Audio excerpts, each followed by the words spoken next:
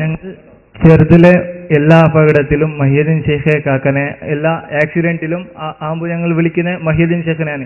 മഹീദ്ദീൻ ഷേഖ് തങ്ങളെ എന്നാണ് വിളിക്കുന്നത്. ഉമ്മ പറഞ്ഞു തന്നതുകൊണ്ട് അതേ ഹോബിയായിരിക്കും. എന്നിട്ട് എന്താകും, എല്ലാ അപകടത്തിലും ഞങ്ങൾ മഹീദ്ദീൻ ഷേഖിനെ വിളിക്കും. എന്നിട്ട് ആ അപകടത്തിൽ മഹീദ്ദീൻ ഷേഖ് തങ്ങളെ വിളിച്ച് ഞാൻ മരിച്ചു, മഹീദ്ദീൻ ഷേഖ് തങ്ങളെ എന്ന് വിളിച്ച് ഞാൻ മരിച്ചു. അല്ലെങ്കിൽ അള്ളാന്ന് വിളിച്ചാനോ അയാൾ സ്വർഗത്തിലാണോ, മഹീദ്ദീൻ ഷേഖിന് വിളിച്ച് മറിച്ചാലാണ് സ്വർഗത്തിൽ. രണ്ടാളും സ്വർഗത്തിലാകുന്നു എന്നാണ് അതിന്റെ മറുപടി. മുഅ്മിനാണെങ്കിൽ എന്ന് പറഞ്ഞാൽ നേരത്തെ ഇസ്ലാം സ്വീകരിച്ച ആളാണെങ്കിൽ. അപ്പോ രണ്ടും ശരിയാണ്. എന്റെ സുഹൃത്ത് മനസ്സിലാക്കണം, ഒന്ന് നേരെ അള്ളാഹുവിനോട് ചോദിക്കുന്നു, അത് ശരിയാണ്. നമ്മളാണ് ഏറ്റവും കൂടുതൽ അള്ളാഹുവിനോട് ദുആ ചെയ്യുന്നത്. മുജാഹിദുകൾ സാധാരണ അങ്ങനെ ഒരു തെറ്റിദ്ധാരണ ഉണ്ടാക്കാറുണ്ട്. എന്ത്, സുന്നികള് അള്ളാഹുവിനോട് ദ്വാരക്കാത്ത ആളുകളാണ്. പക്ഷേ ഏറ്റവും കൂടുതൽ ദ്വാരക്കുന്ന ആളുകൾ നമ്മളാണ്. മുജാഹിദുകൾ സലാം വീട്ടിയാൽ മൂടും തട്ടി എഴുന്നേറ്റ് പോലാണ്. നമ്മൾ ദ്വാരക്കലാണ്. അപ്പൊ ദ്വാരക്കുന്ന ആളുകൾ നമ്മളാണ്. അള്ളാഹിനോട് പറയണം. അതേ സമയത്ത് അള്ളാഹു തന്നെ അള്ളാഹു കാവൽക്കാരനാണ് എന്ന് പറഞ്ഞ അതേ ആയത്തിൽ അള്ളാഹിന്റെ റസൂലും ഏറ്റവും വലിയ മുഅ്മിനീങ്ങളും നിങ്ങളുടെ കാവൽക്കാരാണ്.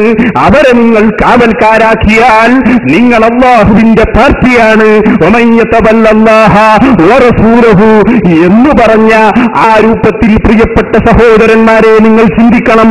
ആ രൂപത്തിൽ നിങ്ങൾ ചിന്തിക്കുക. അങ്ങനെ അവരെ സഹായിയാക്കുന്നവരും കാവൽക്കാരാക്കുന്നവരും അള്ളാഹുവിന്റെ പാർട്ടിയാണ് എന്ന് പറഞ്ഞതുകൊണ്ട് ആ രൂപത്തിൽ അള്ളാഹനെ അനുസരിച്ചവൻ മുസ്ലിം ആയതുകൊണ്ട് രണ്ടാളും സ്വർഗത്തിലാണ് എന്നാണ് അതിന്റെ മറുപടി.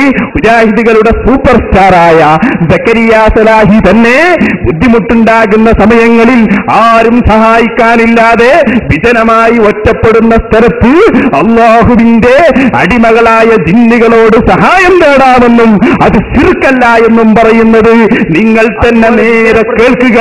മുജാഹിദുകൾ പടുത്തുയർത്തിയ ആശയങ്ങളെ അവർ തന്നെ കുഴിച്ചു മൂടുകയാണ്. അതുപോലെ വിജനപ്രദേശത്ത് ഉണ്ടായേക്കാനിടയുള്ള ജിന്നുകളും മലക്കളും ഉൾപ്പെടെയുള്ള സൃഷ്ടികളോട് അവർക്ക് കഴിവ് നൽകപ്പെട്ട വിഷയത്തിൽ സഹായം ആവശ്യപ്പെട്ടാൽ അതും പ്രാർത്ഥനയാണെന്ന് പറയാവുന്നതല്ല. അപ്പൊ ഒരു വിജനപ്രദേശത്ത് നിങ്ങൾ അകപ്പെട്ട അള്ളാന്റെ അടിമകളെ എന്നെ സഹായിക്കൂ എന്നൊരു വാക്കുപയോഗിച്ചാൽ അവിടെ മറഞ്ഞിരിക്കുന്ന ജിന്നുകളോ മലക്കളോ ഒരു പക്ഷേ നിങ്ങളെ സഹായിച്ചേക്കാം. കണ്ടോ?